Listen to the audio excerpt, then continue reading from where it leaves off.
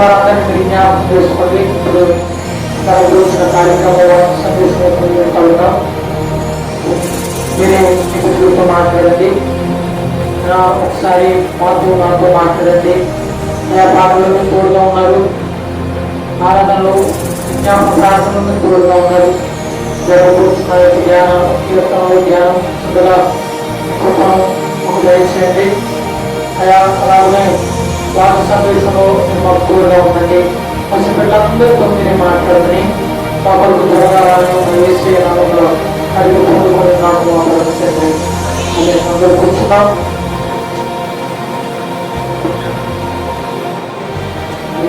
హల్లెలూయా, హల్లెలూయా. చెప్పండి హల్లెలూయా, హల్లెలూయా. దేవుడు తన ఉచితమైన కృప చేత, ప్రేమ చేత మనల్ని కాచి కాపాడి ఎవరికి లేని ఒక గొప్ప ధన్యతను మనకు దేవుడు మనకు అనుగ్రహించాడు. అందరికీ మనందరూ దేవునికి ఎంతగానో కృతజ్ఞత స్థితిని చెల్లింపబడి ఉన్నాం. ఈ పాటలో దేవుడు పాటలో తోడుగా ఉండి విజ్ఞాపన ప్రార్థనలో అలాగే వాక్య ధ్యానంలో మనకు తోడుగా ఉన్న దేవుడు ముందు కూడా మనకు తోడుగా ఉండాలి. మరి ఈ చదవబడిన 115వ సంకీర్తన మొదటి వాక్యాన్ని ఒకరు చదివి సహాయం చేయండి. మాకు కాదు యెహోవా, మాకు కాదు, నీ నామమునకే మహిమ కలుగునుగాక. చాలు. ఇక్కడ ఈ యొక్క కీర్తనకారుడు రాస్తూ ఒక మాట అంటూ ఉన్నాడు. ఏమనంటే, అయా మాకు కాదు యెహోవా, మాకు కాదు, నీ కృపా సత్యమును బట్టి మీకే మహిమ కలుగునుగాక. ఆమేన్ చెప్పండి. ఆమేన్. ఈరోజు దేవుడు మనతో మాట్లాడడం ఉద్దేశించిన వాక్య భాగం ఏంటి అంటే, మనం పోయిన వారం ఆదివారం 18వ తారీఖున ఆదివారం మనం నేర్చుకున్న సందేశం ఏంటంటే, క్రైస్తవ విశ్వాస యొక్క సంఘంలో క్రైస్తవ విశ్వాస యొక్క పాత్ర భాగం 1వ భాగం నేర్చుకున్నాం. మరి దాన్ని కొనసాగిస్తూ 2వ భాగం కింద మన బైబిల్ను తెరుద్దాం. ఎఫెసీయులకు రాసిన పత్రిక 1వ అధ్యాయం 3వ వాక్యాన్ని చదవండి. ఎఫెసీ అపోస్తలుడైన పౌలు ఎఫెసులో ఉన్న సంఘానికి రాస్తూ లేక 1వ అధ్యాయం 3వ వాక్యం చదవండి. తండ్రి యొక్క దేవుడు స్తుతింపబడునుగాక. ఆయన క్రీస్తు నందు పరలోక విషయములలో ప్రతి ఆశీర్వాదమును మనకు అనుగ్రహించను. చాలు.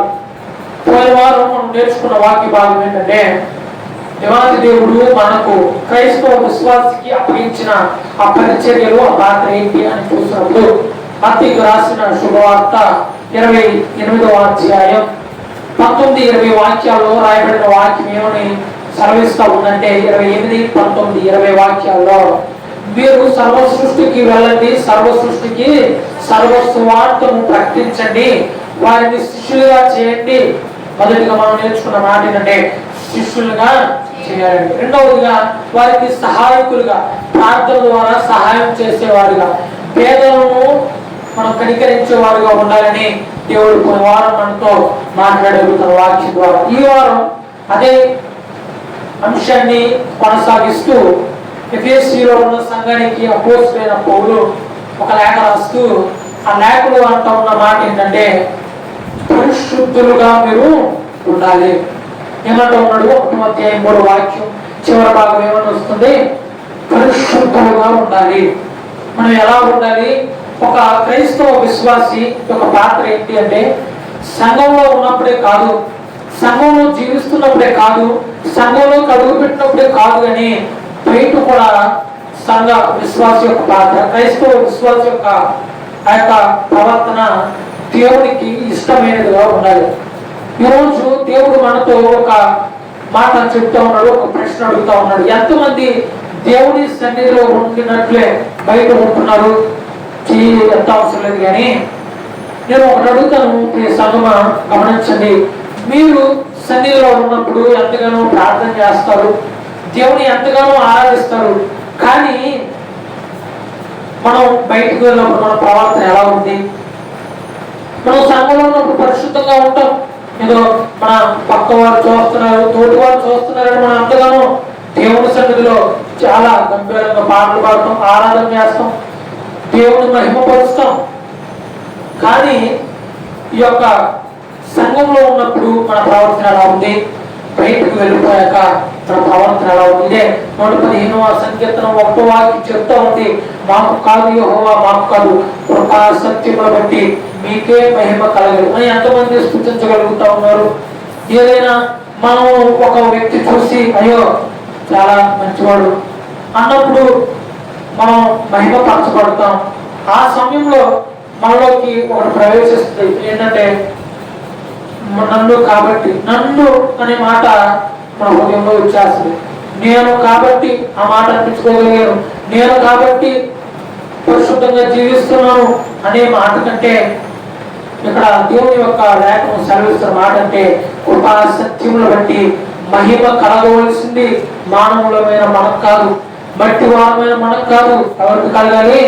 దేవాతి దేవునికి మాత్రమే. యేసుక్రీస్తు ప్రభువారు అంటారు కదా, ఎన్నో మార్లు అంటా ఉన్నాడు, ఏమో తెలుసా? మహిమ ప్రభావాలు ఘనత నా తండ్రి అయినా దేవునికి కలుగుతాయి. ఆయన దేవుని కుమారుడు కదా, మరి ఎందుకు ఆయన దేవుని ఆ యొక్క ప్రజల చేత ఎందుకు ఆయన ఎంతగా ప్రేమించబడ్డాడు, ఎంతగా దేవుని చేత ఆ యొక్క ప్రజల చేత పూజింపబడ్డాడు? అయినా సరే ఆయన స్థుతులు కోరుకోవడం లేదు. ఒక మాట అంతా ఉన్నాడు, ఇదిగో నా తండ్రి చిత్తాన్ని నెరవేర్చడానికే నేను భూలోకానికి వచ్చి. అవును, ఈరోజు సంఘం ఒక మాట జ్ఞాపకం చేసుకోండి. మన వాక్యంలోకి వెళ్ళే ముందు చిన్న మాటలు మనం చదువుకున్నాం. ఏంటంటే పరిశుద్ధంగా జీవిస్తున్నామా? ఎలా ఉంటుంది మన ప్రవర్తన? ఇది ఏదో ఒక వ్యక్తి గురించి చెప్పడం కాదు, కానీ మన యొక్క సంఘానికి దేవుడు ఇవ్వాల్సిన ఒక గొప్ప సందేశం ఏంటి? మనం పరిశుద్ధంగా జీవిస్తే ఏమవుతుంది? ఎలా జీవిస్తే ఎలాంటి ఆశీర్వాదం మనం పొందుకుంటాం అని మనం ఎలాంటి ఆశీర్వాదాన్ని కోరుకుంటున్నాం? పరలోక సంబంధమైన ఆశీర్వాదమా లేక భూలోకమైన ఆశీర్వాదమా? క్రైస్తవ సంఘంలో ఉన్న విశ్వాసి ఆ యొక్క పాత్ర ఏంటి అంటే మొదటిగా పరిశుద్ధంగా జీవించాలి. అదే రాయబడిన మాట ఎఫెసీలో ఉన్న సంఘానికి రాస్తూ 1వ అధ్యాయం 3వ వాక్యం ఒకసారి చదవండి. అక్కడ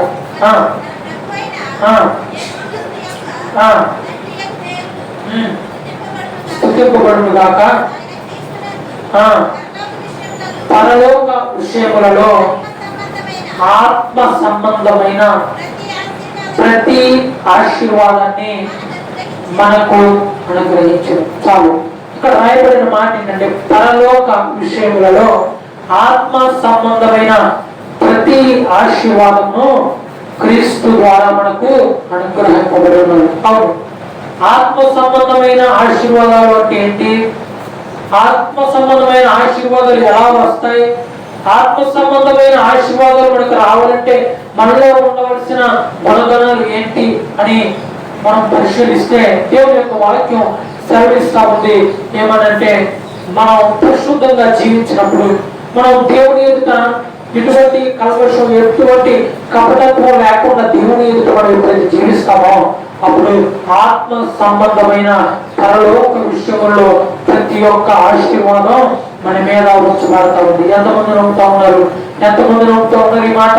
ఇదిగో మనం ఏదో గొప్ప క్రియలు చేయబట్టి మనం ఒక ఆశీర్వాదం రాదు, ఏదో ఒకరిని పొగడబట్టి మనం ఆశీర్వదించబడం, ఒకరి కొరకు ప్రార్థన చేయబట్టి మనం ఆశీర్వదించబడం, ఒకరి కొరకు విజ్ఞాపన ప్రార్థన చేసినప్పుడు, ఒకరి కొరకు ఎంతగానో బోధిస్తూ ఉన్నప్పుడు మనం ఆశీర్వదించబడం. కానీ ఎప్పుడు ఆశీర్వదించబడతాం తెలుసా? మనకు మనంగా ఎప్పుడైతే పరిశుద్ధాత్మ దేవుని మనలోకి ఆహ్వానిస్తూ మన యొక్క హృదయాన్ని, మన యొక్క పాపాలన్నిటినీ కడిగివేస్తూ, శిలువ రక్తం చేత మన యొక్క పాపాలన్నిటినీ కడిగివేస్తూ ఎప్పుడైతే ఉంటామో, ఎప్పుడైతే దేవుని సన్నిధిలో అట్టి విధంగా మనం జీవిస్తామో అప్పుడు ఆత్మ సంబంధమైన ఆశీర్వాదం వస్తుంది. అది ఎలాంటి ఆశీర్వాదం? ఇదిగో ఈలోగా ప్రేమ చూపిన ప్రేమగా యేసయ్య చూపిన ప్రేమ. యేసయ్య చూపిన ప్రేమ ఎలా చూపాడంటే శాశ్వతమైన ప్రేమతో ఆయన మనల్ని ప్రేమించాడు. ఎప్పుడు మనల్ని ఎందుకు చేసుకున్నాడు?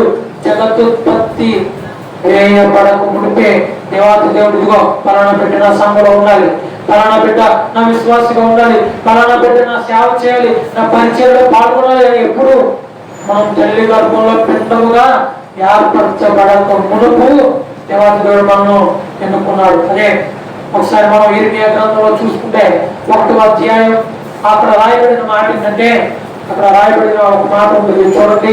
ఇర్మియా గ్రంథం 1వ అధ్యాయం 4-5 వచనాలు అనుకుంటా, ఒకసారి చూడండి.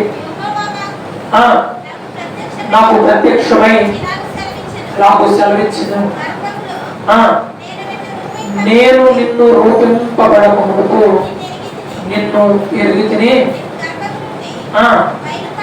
బయలు పడక మునిపే నేను నిన్ను ప్రతిష్ఠించాను. చాలు. ఇక్కడ మనకు ఒక ప్రూఫ్, ఒక ఖచ్చితమైన ఆ యొక్క సంఘటన మనకు కనిపిస్తుంది. ఇర్మియా భక్తులతో దేవుడు మాట్లాడుతున్న మాట ఈరోజు మనతో అంటాము. ఇదిగో నీవు అనుకుంటున్నావు, ఇదిగో నా తల్లి నన్ను కన్నది, నా తండ్రి నన్ను కన్నాడు అని మనం అనుకుంటున్నాం. కానీ దేవుని వాక్యం ఏం సాధిస్తా ఉందంటే, ఇదిగో వారు కాదు, నీవు పెండముగా ఏర్పరచబడక మునిపే, నీవు అసలు నీకు రూపమే లేనప్పుడు, అసలు నీకు ఊపిరి లేనప్పుడు, నువ్వు పెండముగా అసలు ఆ యొక్క రక్తపు ముద్దగా ఉన్నప్పుడే దేవుడు ఏం చేశాడంట, మనందరినీ ఎన్నుకున్నాడు, మనందరినీ ఏర్పరుచుకున్నాడు.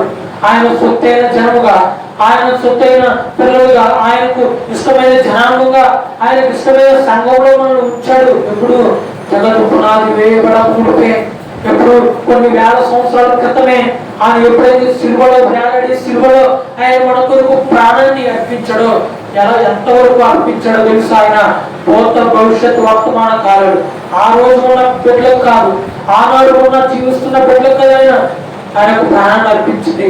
ఎవరి కోసం తెలుసా? ఇదిగో పుట్టబోత చూడండి, ఇంకా పుడతారు కదా, ఇంకా కొన్ని దినాల్లో, ఇంకా కొన్ని సంవత్సరాల్లో ఈ భూమి మీదకి ఉంచబడతారు కదా, వాళ్ళందరి కొరకు ఆయన రక్తాన్ని చిందించబడ్డాడు. ఆయన రక్తాన్ని ప్రోక్షించాడు. ఎంతవరకు ప్రోక్షించాడు? ఆయన రక్తం, ఆయనలో ఉన్న ప్రతి ఒక్క రక్తపు బొట్టు ఆఖరికి ఆయన శరీరంలో నుండి నీళ్లు రక్తంగా కారింది. అంటే ఎంతగా శ్రమ పడ్డాడు కదా. ఎందుకు ఆయన శ్రమ పడటం? ఎందుకు అంతగా శ్రమ పడాలి? మనల్ని పరిశుద్ధంగా జీవించాలని, మనల్ని పరిశుద్ధంగా ఉంచాలి అని, మనను నరకంలోకి త్రోయపడకుండా మనం పరిశుద్ధంగా జీవించాలి అని, ఆత్మ సంబంధమైన వరాలు మనకి ఇవ్వాలని, ఆత్మ సంబంధమైన పరలోక విషయమైన ఆశీర్వాదం మన మీద ఉంచాలి, ఈ సంఘటన ఆశీర్వాదం కావాలి అని మనతో దేవుడు ఎంతగానో శ్రమపడి, ఎన్ని మార్లు ఆయన తిట్టినా, ఎన్ని మార్లు ఆయన గడ్డం పట్టుకుని లాగినా, ఎన్ని మార్లు ఆయన పురుగు తిరుగుతున్నా, ఎన్ని మార్లు ఆయన కొరడాలతో ఆయన యొక్క వీపును ఒక పొలాన్ని దున్నట్టు, ఒక చేరును దున్నినట్టు నాగడి చాలువలే ఆయన శరీరాన్ని దున్నిన, ఆయన వీపు మీద ఎన్నో గాయాలు పరిచిన, ఆయన ముళ్ళ కిరీటం పెట్టిన, ఆయన ఎందుకు సహించాడు తెలుసా? ఇదిగో నేను సహించకపోతే, నా తండ్రి చిత్తాన్ని నేను నెరవేర్చకపోతే నేను పరిశుద్ధుని కాలేను కదా, నేను పరిశుద్ధుని కాకపోతే నా బిడ్డలు ఎలా పరిశుద్ధులుగా ఉండగలుగుతారు అని దేవుడు అంతగా కష్టపడి, అంతగా దేవుడు ఎంతగానో శ్రమపడి ఆవేదన చెందుతూ అన్ని శ్రమలు అనుభవిస్తే మనం ఏం చేస్తూ ఉన్నాం? దేవుణ్ణి ఆరాధించలేక ఇచ్చిన సమయాన్ని మనం ఏమాత్రం ఉపయోగించుకోకుండా మన స్వప్రయోజనాల కోసం ఉపయోగిస్తున్నాం. ఆరాధనకు వస్తే ఎంతో భక్తిగా ఉంటూ ఆరాధన నుండి బయటకు వెళ్తే భక్తి లేదు, ఏమీ లేదన్నట్లు, అసలు దేవుడు ఎవరో తెలియదు అన్నట్లు మనం జీవిస్తున్నాం కదా.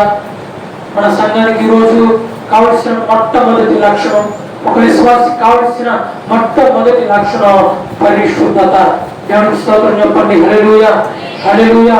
ఎంతమంది పరిశుద్ధంగా జీవించాలి అనుకుంటున్నారు? ఈ వాక్య సందేశం అయినంతరం ఎంతమంది దేవుని పాదాల మీద, అయ్యా ఇంతవరకు నేను పాపునిగా జీవించనయా, ఇదిగో ఎంతవరకు ఇదిగో అయోగ్యునిగా జీవించనయా, ఎంతవరకు నీ సంఘంలో పరిచయం చేస్తున్నాను కానీ ఇదిగో ఏమాత్రం పరిశుద్ధత లేకుండా జీవిస్తున్నానయా అని ఎంతమంది అడగగలుగుతారు? ఎంతమంది వాక్యం విన్న తర్వాత మీ యొక్క హృదయాన్ని పరిశుద్ధంగా మలుచుకోగలుగుతారు అని దేవుని యొక్క వాక్యం మనం ప్రశ్నిస్తా ఉంది. మొదటి మాట, ఒక క్రైస్తవ విశ్వాసి కోరవలసిన మొట్టమొదటి లక్షణం ఏంటంటే పరిశుద్ధత. అదే ఎఫెసీయులకు రాసిన పత్రిక 1వ అధ్యాయం 4వ వాక్యం. ఎట్లనగా తన ప్రియుని యందు ఉచితముగా మనకు అనుగ్రహించిన కీర్తి కలుగునట్లు తన చిత్త ప్రకారమైన దయా సంకల్పం చొప్పున యేసు క్రీస్తు ద్వారా తనకు కుమారులుగా స్వీకరించుటకై ముందుగా మనము తన ఎదుట పరిశుద్ధులమును నిర్దోషులముగా ఉండవాలని జగత్తు పునాది వేయకబడమునిపే ప్రేమ చేత ఆయన క్రీస్తులో మనల్ని ఏర్పరచుకున్నాడు. దేవునికి స్తోత్రం చెప్పండి. హల్లెలూయా, హల్లెలూయా. ఇక్కడ రాయబడిన మాట ఏంటంటే మొట్టమొదటి లక్షణం పరిశుద్ధత ఉండాలి. ఆయన యొక్క ఆశీర్వాదాన్ని ఆత్మ సంబంధమైనవి, పరలోక సంబంధమైనవి, పరలోక విషయంలో ఆత్మ సంబంధమైన ప్రతి ఆశీర్వాదాన్ని దేవుడు మనకి ఇచ్చాడు. ఆశీర్వాదం గురించి మనం విన్నాం. రెండవ పాయింట్ గా ఇక్కడ రాయబడిన మాట ఏంటంటే ఆయన మనం ఎలాగో స్వీకరిస్తున్నాడో ఆయన దయా సంకల్పం చొప్పున ఆయన మనను కుమారునిగా కుమార్తెలుగా మనను ఆయన స్వీకరిస్తున్నాడు. ఎటువంటి యోగ్యత ఉంది మనకు? ఎంతవరకు సభం అంటారు మనం దేవుని యొక్క కుమారులుగా పిలువబడతాం, దేవుని యొక్క కుమారులుగా ఆయన పిల్లలుగా పిలువబడటం ఎంతవరకు మనకు న్యాయం? ఎందుకంటే మనం పాపాత్ములుగా జీవిస్తున్న ఈ లోకంలో అందరూ పాపం చేసి దేవుడు అనుగ్రహించు మహిమను పోగొట్టుకున్నారు, పొందలేకపోతున్నారు. ఆనాడు ఆది కాలంలో ఆదము ఏంటి పాపం చేశాడు? ఏం చేశాడు? చిన్న ఆజ్ఞ అతిక్రమించాడు. అన్నిట్లో బాగానే ఉన్నాడు, అన్ని బాగానే అనుసరిస్తున్నాడు, అన్ని బాగానే పాటించాడు ఆజ్ఞలన్నిటినీ. కానీ ఏం చేశాడు తెలుసా? అవ్వ మాట విన్నాడు. తన భార్య, మరి తను ప్రేమించిన భార్య చెప్పిన మాట విన్నాడు. ఏమైపోయాడు? తన యొక్క మహిమంతా పోగొట్టేసుకున్నాడు. తన మహిమంతా పోగొట్టేసుకుని ఆది కాలంలో ఆదాము బదులుగా ఈ కాలంలో యేసు క్రీస్తు ప్రభువు రెండవ ఆదాముగా వచ్చి మన యొక్క పాపాల నుండి ముక్తి మనకు కలుగజేస్తాడు. ఏం చేశాడు? తినవద్దురా అన్న పుణ్యుడు తిన్నాడు. తినవద్దమ్మా అన్న కార్యాన్ని, చేయొద్దమ్మా అన్న కార్యాన్ని వారు దేవుడికి ఏమాత్రం చూపకుండా, ఏమాత్రం దేవుని యొక్క భయభక్తులు చూపకుండా ఎందుకు వారు మోసగించబడ్డారు? ఎవరు ఉంటారు మన పక్కన? మనకు ఆశీర్వాదం రాకుండా ఆపేసి వాళ్ళు ఉంటారు. ఇంటి పక్కన ఉన్నాయి, ఇంట్లో ఉన్నాయి. మనకు ఆశీర్వాదం వస్తుంది అంటే ఏదో అలానే చెప్తారు. ఇదిగో ఈ మాటలన్నీ ఒట్టివే అని ఎంతో మంది మన జీవితాల్లో అనలేదా? ఈనాడు మన గృహంలో ఏదో ఒక అద్భుతం జరగబోతుంది అని ఒక దైవ సేవకుడు చెప్తే ఆ ఇంట్లో ఉన్న భార్య, భర్త, పిల్లలు ఏమంటారు? ఏదో అన్ని జరిగే పనులు కాదు అని ఎన్నోసార్లు మన కుటుంబంలో అనలేదా?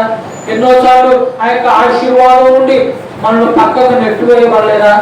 సైతాను పైనుండి ఆ యొక్క పరలోకంలో దేవుడి మహిమ నుండి త్రోయబడిన ఆ యొక్క లూసిఫర్ ఏం చేస్తుందో తెలుసా?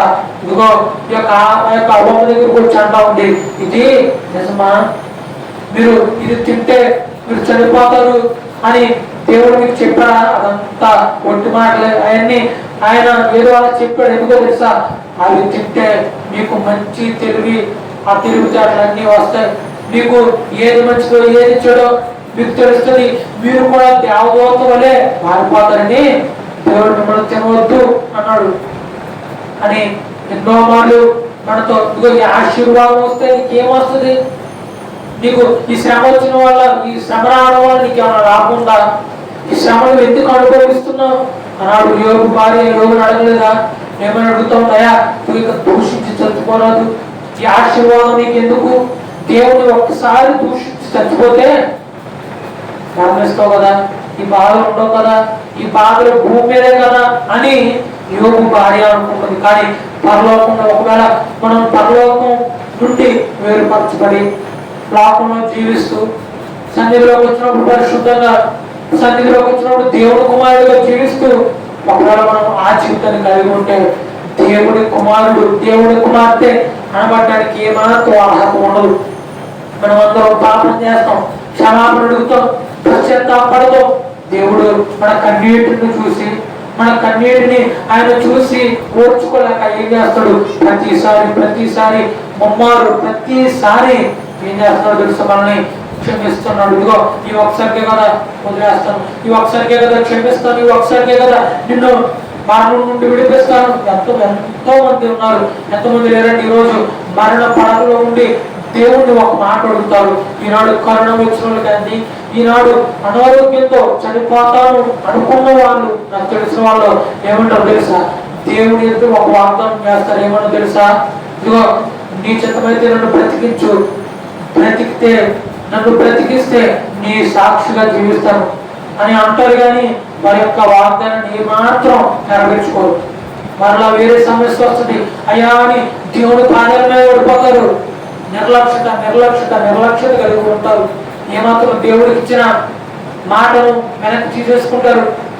ఆనాడు హన్నాతో అంటా ఉన్నారు, తన యొక్క తోటి సహోదరులు అందరూ ఏమంటా ఉన్నారు తెలుసా? ఇదిగో పుట్టగా ఒక కొడుకు పుట్టాడు, సమయంలోనే నీకు ఒక చిన్న బిడ్డ పుట్టాడే, ఒక బిడ్డ పుట్టాడు, ఈయన తీసుకెళ్లి సావకిస్తావా? దేవుడికి తెలీదా నువ్వు ఎంతగా కన్నీరు కార్చావో? దేవుడికి తెలీదా నువ్వు ఎంతగా వేదన పడ్డావో అని నిన్ను కూడా అడగచ్చు. నువ్వేదో ఒక తీర్మానం చేసుకున్నావు దేవుడి సన్నిధిలో, ఇదిగో నాకు మంచి ఆరోగ్యాన్ని ఇస్తే నేను ఈ పని చేస్తాను, ఇదిగో ఇలాగ జీవిస్తాను అని నువ్వు తీర్మానం చేసుకోవచ్చు. కానీ నీ పక్కన ఉన్న వాళ్ళు ఆ యొక్క ఆశీర్వాదం నీకు రానివ్వకుండా, దేవుడి కుమారుడుగా నువ్వు పిలువబడకూడదు, వారికి ఇష్టం లేక ఎన్నో మాటలు చెప్తారు. ఈరోజు నేను ఒకవేళ ఎవరినైనా అడిగితే ఎన్నో మార్లు మనం అలాగ మోసపోయాం, లాకు ప్రేమలో పడి, లాకు విషయాల్లో పడి, లాకు సంబంధమైన ఐహిక విచారాల్లో పడి ఎన్నో మార్లు మనం మోసపోతూ మనలో మనం మోసపుచ్చుకుంటూ ఉంటున్నాం. ఈరోజు ఈ వాక్యాన్ని విన్నాకైనా సరే, ఈ వాక్య సందేశం అయిన తరువాత అయినా సరే, ఈరోజు దేవుని ఒక వాక్యం ఖండితంగా సెలవిస్తున్న మాట, మన అందరూ హృదయంతో మాట్లాడుతున్న మాట ఏంటంటే, నీవు దేవుని కుమారుడిగా పిలువబడుతున్నావా అని ఎలాంటి ప్రేమ చేత, గొప్ప ప్రేమ చేత ఆయన్ను మనలో జగత్తుత్పత్తికి మునిపే అసలు ఈ లోకమే లేదు. ఈ లోకం లేనప్పుడే ఆయన మనం ఎన్నుకున్నాడే. మనం ఆయన కుమారులుగా ఉండాలి అని, ఆయన భక్తులుగా ఉండాలి అని, కుమార్తెలుగా ఉండాలి, ఆయన పిల్లలుగా ఉండాలని ఆయన ఎంతో గొప్ప ఉద్దేశం కలిగి ఉంటే, మరి మనం ఆయన పిల్లలుగా ఉండడానికి ఇష్టపడుతున్నామా? ఈ పై రెండు పనులు మనం ఉండాలి. ఒక విశ్వాసి, క్రైస్తవ విశ్వాసి యొక్క హృదయంలో మన జీవితాల్లో ఉండవలసింది పరిశుద్ధత. రెండవది కుమారులుగా కుమార్తెలుగా, ఆయన సొంత పిల్లలుగా మనం దేవుని పిల్లలుగా మనం ఏర్పరచబడాలి. ఇక్కడ రాయబడిన మాట అపోస్తలుడైన పౌలు మరొక మాట చెప్తా ఉంటాడు, ఇదిగో నేను నిన్ను ఎన్నుకోలేదు, ముందుగా నేను నిన్ను ఎరగలేదు, కానీ నీవే నన్ను ఎరిగి ఉన్నావు. అందుకే స్టీవెన్సన్ భక్తుడు ఒక గొప్ప పాట రచించాడు. ఏమంటే, నీ పిల్లలుగా పిలువబడుటకు ఎట్టి యోగ్యతను గ్రహించినావు యేసయ్యా, నీ పిల్లలుగా పిలువబడుటకు ఎట్టి అర్హతను గ్రహించినావు యేసయ్యా. ఏమంటా ఉన్నాడంటే, నీ పిల్లలుగా పిలువబడడానికి గొప్ప ధన్యతను అనుగ్రహించావు. ఒక మొదటి వచనంలో ఆయన పాడుతూ ఉంటాడు, ఏమన్నా తెలుసా? ఏమంటా ఉంటాడంటే, నేను నిన్ను ప్రేమించితివని కాదయ్యా, నీవు నన్ను ముందుగా ప్రేమించినావయ్యా. ఏమంటాడు? మనం ఆయన ప్రేమించలేదు, మనం ఆయన్ని ఎరగలేదు, ఆయన కనుగొనలేదు, మనం ఆయన కోసం ఎరగలేదు, కానీ ఆయనే మన దగ్గరకు వచ్చి శాశ్వతమైన ప్రేమతో ఆయన మనం ప్రేమించి, ఇదిగో నా కుమారుడా, నా కుమార్తె, నా బిడ్డ అని మనం పేరు పెట్టి పిలిచాడు. కాబట్టి దేవుని ఒక లేఖనం సెలవిస్తుంది, మనం ఆయన ఎన్నుకోలేదు, ఆయన మనం ఎరగలేదు. అయినప్పటికీ ఎందుకు ఆయన అంత పని ఏంటి? ఎందుకు తెలుసా? మన ద్వారా ఆయన మహిమపరచబడాలి అని, మన ద్వారా ఆయన స్తుతించబడాలి అని, మన ద్వారా ఆయన మహిమపరచబడాలి అని దేవుడు మనం ఎన్నుకుంటే మన జీవితం ఎలా ఉంది? మన జీవితం ఎలా ఉండాలి? ఒక విశ్వాస యొక్క జీవితం ఎలా ఉండాలి అంటే పరిశుద్ధంగా, రెండవదిగా కుమారుడిగా, ఆయన బిడ్డలుగా మనం పిలువబడాలి. అదే చివరి మాట మనం చూసుకున్నాం. అదే ఎఫెసీ రాసిన పత్రిక 1వ అధ్యాయం 6వ వాక్యం 7వ వాక్యం చదవండి.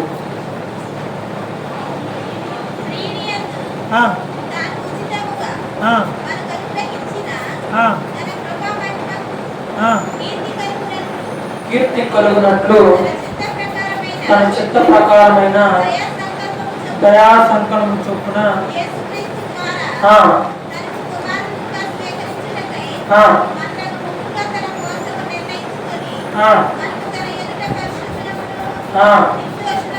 నిర్దోషులమై ఉండవలెనని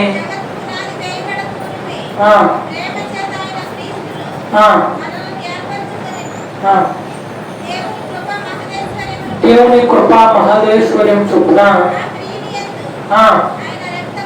ఆయన రక్తము వలన మనకు విమోచనయు అనగా మన అపరాధములకు క్షమాపణ.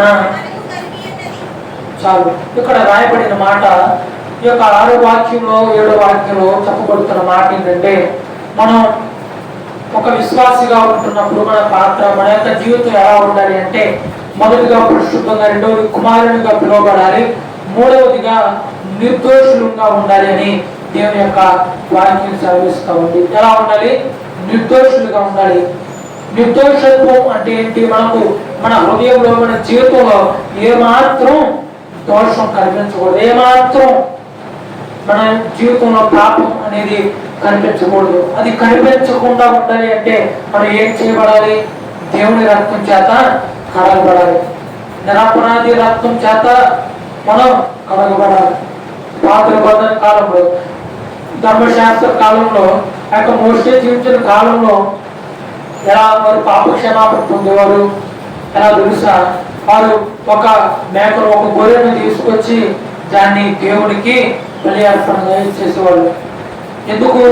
దేవునికి పాపం చేసిన వారు బలి అర్పణ కాకుండా, దేవునికి పాపం చేసి దోషులుగా ఉన్నవారు ఏమాత్రం బలి అర్పించకుండా వారు ఏం చేస్తూ ఉన్నారు? నిర్దోషులుగా ఉన్న యొక్క గొర్రెను, ఆ యొక్క పశువును తీసుకొచ్చి దేవుని ఎదుట ఏం చేస్తూ ఉన్నారు?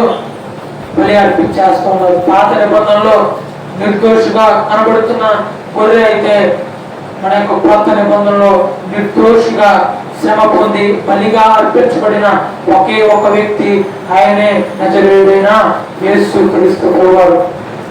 ఈరోజు దేవుని యొక్క వాక్యం సెలవిస్తున్న మాట ఈ యొక్క 7వ వాక్యంలో మనం నిర్దోషులుగా ఉండాలి. ఒకవేళ నిర్దోషులుగా లేము అంటే మనం పదే పదే దేవుని యొక్క గాయాన్ని రేపే వ్యక్తులుగా ఉంటాం. దేవుని యొక్క గాయాన్ని మనం పదే ఆ యొక్క మరణపు ముళ్ళును విరిచిన దేవుణ్ణి పదే మనం ఏడిపించిన వారు అవుతాం. ఎప్పుడు మనం ఒకవేళ దోషులుగా ఉంటూ, పాపం చేసేవారుగా ఉంటూ మన జీవితాన్ని కొనసాగిస్తే మనం ఎలా ఉంటామో తెలుసా? దేవుడు ఏనాడు సిలువను మోసుడు, ఏనాడు సిలువను ఆయన ఆల్రెడీ ఎప్పుడో ఆయన సిలువ మీద ఆడాడు. కానీ మనం చేసే దోషక్రియల వల్ల, మనం చేసే పాపాల వల్ల, మనం చేసే కొన్ని అతిక్రమ దోషాల వల్ల ఆయన ఇంకొన్ని సిలువ మీద వేలాడుతూ చాచిన చేతులతో అంటాడు, ఇదిగో నువ్వు నా దగ్గరికి రా, నా దగ్గరే రక్షణ ఉంది, ఆయనే రక్షణ కర్త దేవుడు అని పౌలు గారు చెప్తా ఉన్నాడు. ఎఫెసులో ఉన్న సంఘానికే కాదు, ఎఫెసులో ఉన్న బిడ్డలకే కాదు, విశ్వాసులకే కాదు, ఈరోజు ఈ యొక్క న్యాయపీఠ సంఘంలో ఉన్న ప్రతి ఒక్క విశ్వాసతో దేవుడు తన వాక్యం ద్వారా మాట్లాడుతున్న మాట ఏంటో తెలుసా? నువ్వు నిర్దోషిగా ఉండాలి. నువ్వు నిర్దోషిగా ఉండాలి అంటే నీ అపరాధాలన్నిటినీ ఒప్పుకోవాలి. అదే ఒకసారి మరొక మాట చూద్దాం.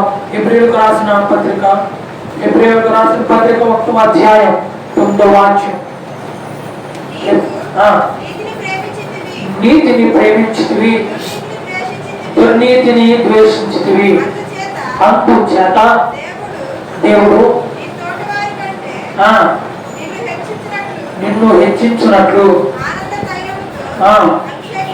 అభిషేకించను. చాలు. ఇక్కడ రాయబడిన మాట పౌలు హెబ్రీయులకు రాస్తూ అంటా ఉన్నాడు, నీవు నీతిని ప్రేమించితివి, దుర్నీతిని ద్వేషించావు, అందుకే దేవుడు నీ మీద ఆనంద తైలాభిషేకాన్ని నీ మీద కుమ్మరించాడు. ఎలా చెప్పగలం? మన మీద మనం నీతిని చేసాం, నీతిని ప్రేమించాం అని ఎప్పుడు చెప్పగలుగుతాం అంటే ఎవరైనా మనం చూసినప్పుడు మన యొక్క భక్తిని చూసి మన యొక్క జీవితాన్ని చూసి బయట జీవితాన్ని కాదు కానీ రహస్య జీవితాన్ని మనం ఒకవేళ మన తల్లిదండ్రులే కానీ మన యొక్క బంధుమిత్రులు మన తోటి స్నేహితులు మన యొక్క జీవితాన్ని చూసినప్పుడు ఏమన్నారో తెలుసా? ఇదిగో ఇక్కడ ఫిబ్రవరికి రాసిన పత్రికలు రాయబడిన మాట ఏమనంటే, నువ్వు నీతిని ప్రేమించావు, నీవు దుర్నీతిని ద్వేషించావు. అలాంటి నీతిని ప్రేమించి దుర్నీతిని ద్వేషించిన ఒకే ఒక వ్యక్తి ఎవరో తెలుసా? యేసయ్య మాత్రమే. పౌలు గారు కూడా ఉన్నారు. మొదటి వ్యక్తి ఎవరంటే యేసుక్రీస్తు ప్రభువు. ఆయన నీతిని ప్రేమించాడు, దుర్నీతిని ఏం చేశాడు? ద్వేషించాడు. పాపుల్ని ఆయన ప్రేమించాడు, పాపాన్ని ద్వేషించాడు. పాపుల్ని ఆయన ఎంతగానో ప్రేమించాడు. పాపులు ఆయన దగ్గరకు వచ్చినప్పుడు ఇదిగో అయా ఇదిగో ఎంతగానో దీన మనసుతో ఎంతగానో వారు వివేకులై వారు ఎంతగానో కపటం లేని వారిగా పశ్చాత్తాపానికి వస్తే ఆయన మనసులో ఉన్న యొక్క ప్రతి ఒక్క పాపాన్ని ద్వేషాన్ని ఆయన తీసేసి మనలో దేవుని యొద్దకు వెళ్తే ఆయన అంటూ ఉన్నాడు, నేను నీతిని ప్రేమించే దేవుణ్ణి, నీతి న్యాయములు నా దగ్గర దొరుకుతాయి, నేనే రక్షణకర్త దేవుణ్ణి అని దేవుడు మనకి సెలవిస్తూ ఉన్నాడు. ఈనాడు అలాంటి మనం నీతిని ప్రేమిద్దాం, అలాంటి నీతిని మనం ప్రేమిద్దాం. ఆ యొక్క 115వ సంకీర్తన తీయండి ఒకసారి. 115వ సంకీర్తనలో 115వ సంకీర్తన 7వ వాక్యాన్ని చదవండి.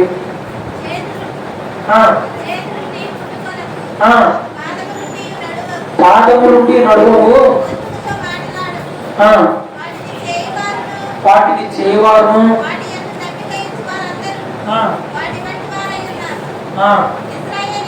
ఇశ్రాయేలులారా యెహోవాను నమ్ముకొనండి, ఆయన వారికి సహాయము, వారికి కేడము. చాలు.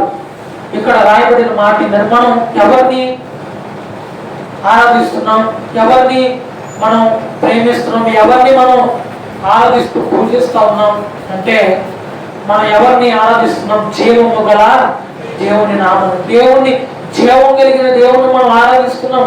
అపోస్తలుడైన పౌలు అంటూ ఉంటాడు, ఏమో తెలుసా? మేము పునరుద్ధానుడైన శిలువ వేయబడిన క్రీస్తును ప్రకటిస్తాము. ఇక్కడ రాయబడింది ఏంటి? మేము శిలువ వేయబడిన క్రీస్తును ప్రకటిస్తాము. అవును, మనం ఎవరిని ప్రకటిస్తున్నాం? శిలువ వేయబడ్డాడు. శిలువ వేయబడమే కాదు కానీ ఆయన 3వ రోజున పునరుద్ధానుడై సమాధిని గెలిచి ఆయన తిరిగి లేచి ఆరోహణమై ఇంకను మన జీవిస్తా ఉన్నాడు. చప్పుడు దేవుని మహిమపడుతున్నా, దేవునికి స్తోత్రం చెప్పండి. హల్లెలూయా, హల్లెలూయా. దేవుడు రోజు మనతో మాట్లాడుతున్న మాట ఏంటో తెలుసా?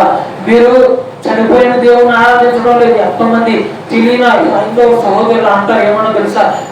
మీ దేవుడు చచ్చిపోయాడు. ఎందుకు చనిపోయాడు? మన కోసమే. ఎంతమంది హైందవ సహోదరులు ఏమంటారు తెలుసా? చనిపోయిన దేవుడు మీరు ఆరాధిస్తున్నారు. మరి మనం అడగవలసిన ప్రశ్న ఏంటో తెలుసా? మీ దేవుల్లో జీవం. ఇక్కడ రాయబడిన మాట ఏంటంటే, వాటికి చెవులు నీవు వినలేవు, కన్నులు నుండి చూడలేవు, ముక్కు నుండి వాసన చూడలేవు, కాళ్ళు నుండి నడవలేవు, చేతుల నుండి మనం ఆశీర్వదించవు. మరి వాళ్ళు దేవుణ్ణి ఆరాధిస్తున్నారు. నిజంగా ఒక మాట చెప్పాలంటే హైందవులు ఎంతగానో భక్తిగా ఉంటారు, ఎంతగానో దేవుని ఎదుట భయభక్తులు కలిగి ఉంటారు.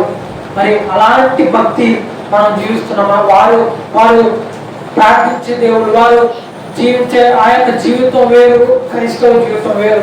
అన్యులుగా ఉన్నప్పుడు మన జీవితం ఎలా ఉండేదో మనకు తెలుసు.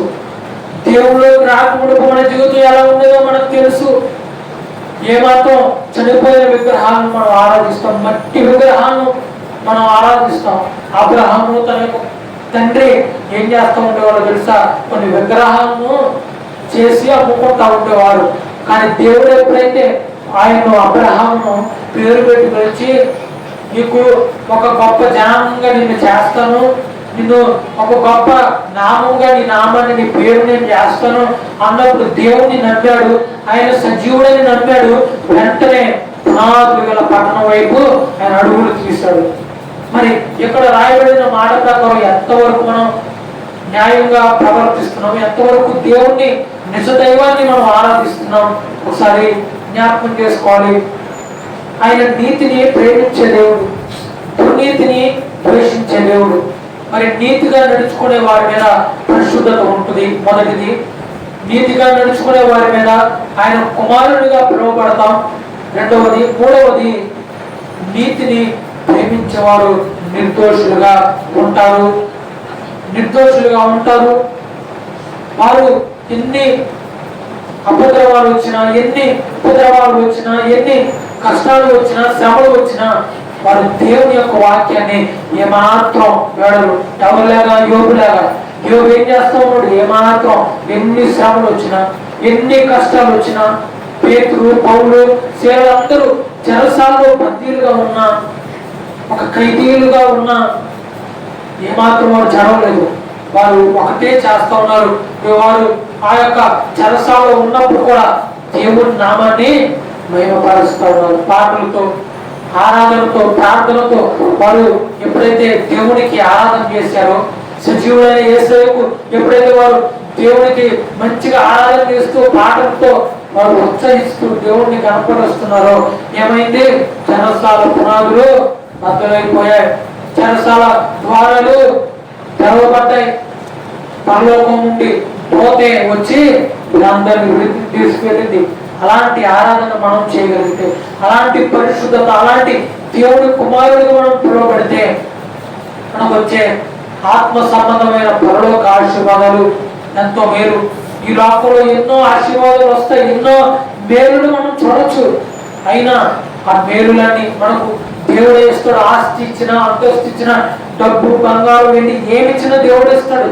కానీ ఆ డబ్బును బట్టి, మనకున్న ఆ సంపదను బట్టి మనం ఎప్పుడైనా గర్విస్తే, మనం ఎప్పుడైనా నేను అనే స్థాయికి మనం వెళ్ళగలిగితే దేవుడు ఏం చేస్తాడు తెలుసా? మనల్ని తగ్గించేస్తాడు.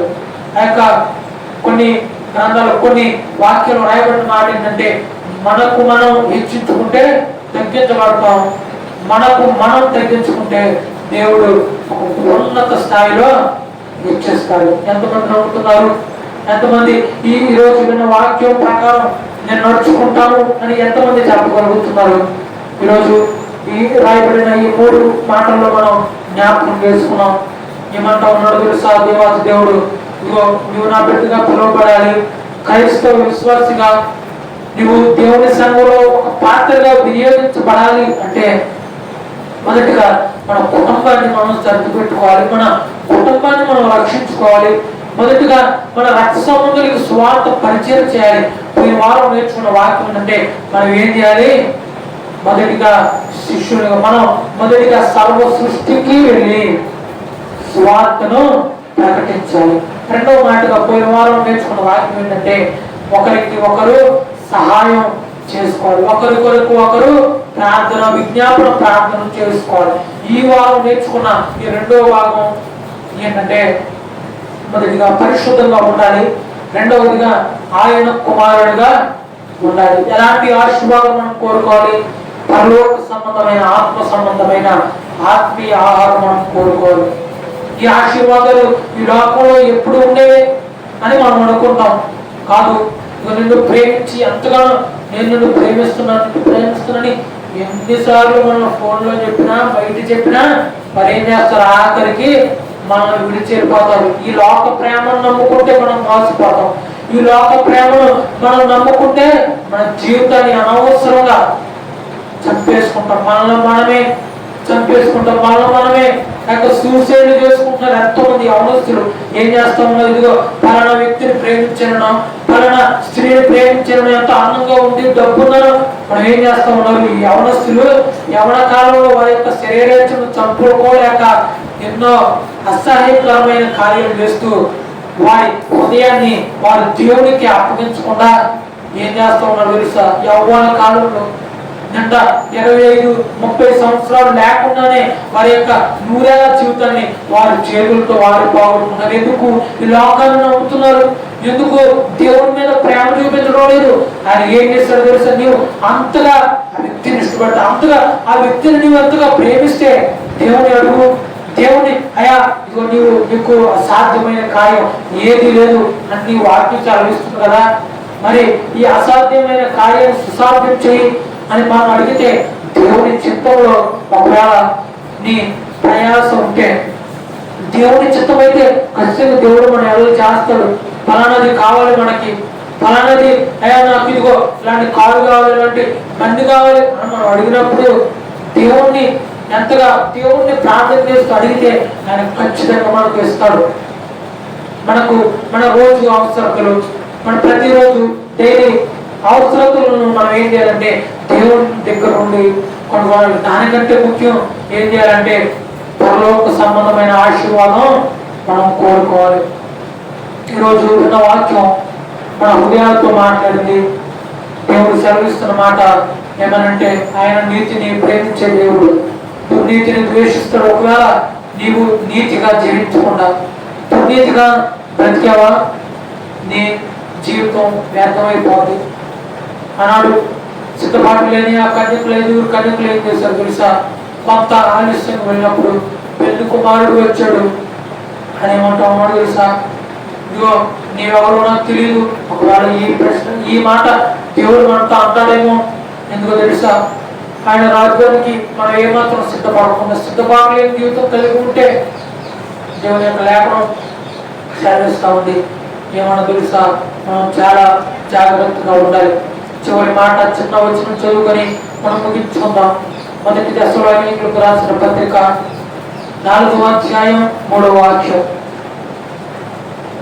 మొదటి దశలోనికి రాసిన పత్రిక 4వ అధ్యాయం 3వ వాక్యం.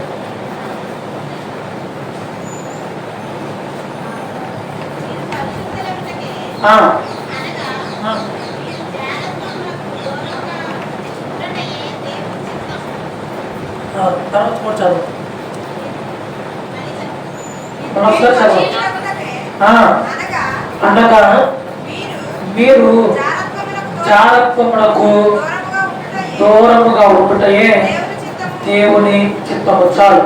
మనం పరిశుద్ధులుగా ఉండాలి అంటే మనం కొన్ని క్రియలకు మనం దూరంగా ఉండాలి. చివరి మాట నేను ఒక 5 నిమిషాలు ముగిస్తాను. ఏంటంటే మనం జాగ్రత్తవానికి కొంత దూరంగా ఉండాలి. కొంత కాదు, మొత్తానికి దూరంగా ఉండాలి. మనం ఎంతో మందిని చూస్తాం జాగ్రత్తం చేసి వ్యభిచారం చేసి ఎన్నో కొంత డబ్బును వాళ్ళు సంపాదిస్తూ ఉంటారు. అలాంటి డబ్బు వ్యర్థమని, అలాంటి డబ్బు ఏమాత్రం పనికిరాదు, డబ్బు శాశ్వతం కాదని దేవుని యొక్క లేఖనం సెలవిస్తూ ఉంది. ఈ మాటలు విన్నా మనం అందరం మన జీవితాల్లో పరిశుద్ధంగా జీవించాలి అని, ఆయనకి ఇష్టమైన కుమారులు కుమార్తెలుగా జీవించాలి అని దేవుడు మనకు సెలవిస్తూ ఈ కొద్ది మాటలు, ఈ సందేశాన్ని దేవుడు మన జీవితంలో నెరవేర్చును గాక. మనం తల వంచండి, ప్రార్థన చేసుకుందాం. తల వంచుదాం. తల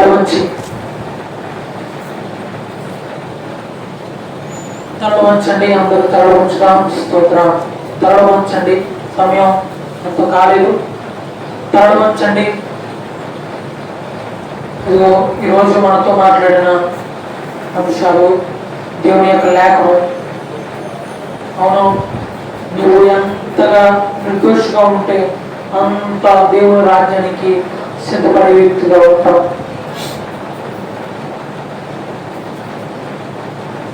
మనలో ఎంతమంది విడిచిపెట్టినా నేను నిన్ను విడువను ఎడబాయను అని ఈరోజు దేవుడు మనకు వాగ్దానం చేశాడు.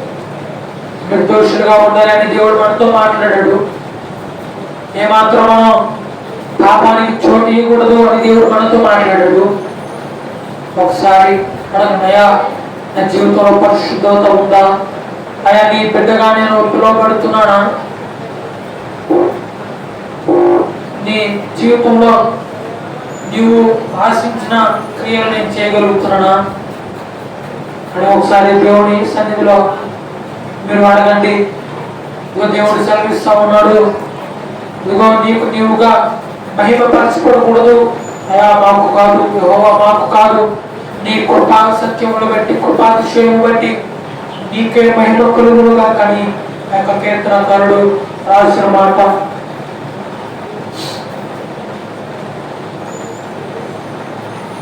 ప్రేమించేవారు ఎందరున్నను వారు నీకు సాటి రాగలరా.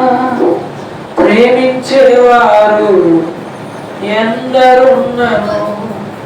వారు నీకు సాటి రాగలరా?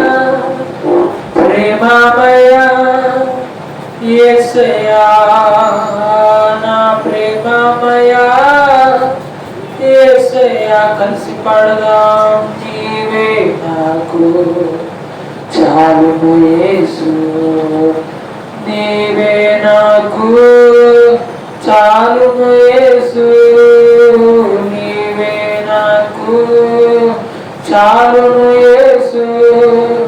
తల్లిదండ్రులు ఎంతకాలమున్ననో వారు నీకు సాటి రాగలరా? తల్లిదండ్రులు ఎంతకాలమున్ననో వారు నీకు సాటి రాగలరా? నా తల్లిదండ్రి నీవేసయ్యా, నా తల్లిదండ్రి నీవేసయ్యా, నీవే నాకు చాలును యేసు, నీవే నాకు చాలును యేసు, నాకు చాలును యేసు. నత్మికగా ప్రేమించిన మా ప్రియాపలో తండ్రి, నికరమైన పరిశుద్ధమైన పాదాలు స్తోత్రాలు. అవును తండ్రి, ఎఫెసీ సంఘానికి పౌలుగా రాస్తూ అయా మీరు ఇదిగో పరిశుద్ధులుగా ఉండాలి, పరలోక ఆత్మ సంబంధమైన ఆశీర్వాదాలు మీరు మీ జీవితంలో కలిగి ఉండాలి అని ఎఫెసీ సంఘానికి మాట్లాడుతూ అయా ఈరోజు ఈ సంఘంతో మీరు మాట్లాడిన మాటలను బట్టి మీ స్తోత్రాలు తండ్రి. ఈ మొదటి 2 భాగాలు మీరు తోడుగా ఉన్నారు. నీ తండ్రి నిశ్చితమైతే ఇంకా కొన్ని విషయాలు గడిచే వారంలో రాబోచిన వారంలో మీరు మాతో మాట్లాడండి. సంఘ బిడ్డలతో మీరు మాట్లాడారు తండ్రి. పరిశుద్ధంగా కుమారులుగా నిర్దోషులుగా ఉండాలి అని, పాప క్షమాపణ నీయందే అని మీరు మాట్లాడారు. అందులోకి మీ స్తోత్రాలు. అది మీ చిత్తం, పరిశుద్ధులుగా ఉండటం అనేది మీ చిత్తం అని మీరు మాతో మాట్లాడారు. అందులోకి మీ స్తోత్రాలు చెల్లిస్తూ విన్న వాక్యాన్ని మా జీవితంలో ఫలింపజేయండి. సంఘ బిడ్డలందరినీ మీ మహిమ కార్పిస్తూ యేసు నామములో అడిగి వేడుకుంటున్నాను మా పరమ తండ్రి, ఆమేన్. లేచి నిలబడండి. కానుకలు పాడుతుందో పాటలు కానుకలు వెళ్తున్నాం.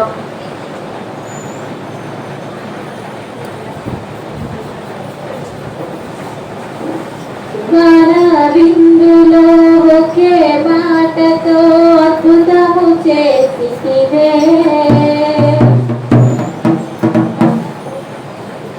యేసుని కార్యములు ఎంతో గొప్పవి, తండ్రిని తలంపులు లెక్కలేనివి. యేసుని కార్యములు ఎంతో గొప్పవి, తండ్రిని తలంపులు లెక్కలేనివి. అది కంటికి కనబడవు